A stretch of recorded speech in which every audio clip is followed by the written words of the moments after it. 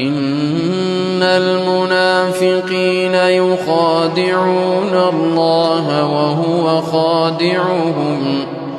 وإذا قاموا إلى الصلاة قاموا كسالى يراءون الناس ولا يذكرون الله إلا قليلا